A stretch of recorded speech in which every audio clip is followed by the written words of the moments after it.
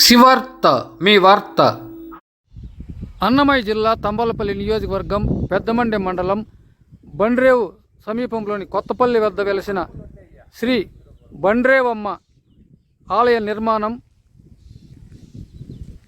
సుమారు 80% పూర్తి చేసుకుంది. పూర్వకాలంలో ఇక్కడ బండ్రేవమ్మ వెలిశారు. పూర్వీకులు బండ్రేవమ్మను కొలిసేవారు.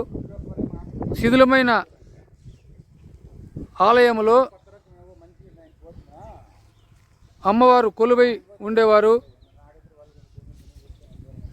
బండ్రేవమ్మ దాయాదులు, బండ్రేవు గ్రామ ప్రజలు, ఇతర ప్రాంతాల దాతలు అందరూ కలిసి అమ్మవారికి నూతన ఆలయం నిర్మిస్తున్నారు. ఈ ఆలయం చాలా చక్కగా పటిష్టంగా నిర్మించారు. గర్భగుడి కింద రాయితో కట్టారు. పూర్వీకుల ఆలయం చాలా పాడుబడి శిథిలావస్థకు చేరుకోగా ఈ ఆలయాన్ని నిర్మిస్తున్నారు. జీర్ణోద్ధరణ కింద దాతలు కూడా పూర్తి సహకారం అందిస్తున్నారు. పూర్వీకులు నిర్మించిన ఆలయంలో అప్పట్లో ప్రతిష్ఠ చేసిన అమ్మవారి విగ్రహాలు, రాతి విగ్రహాలు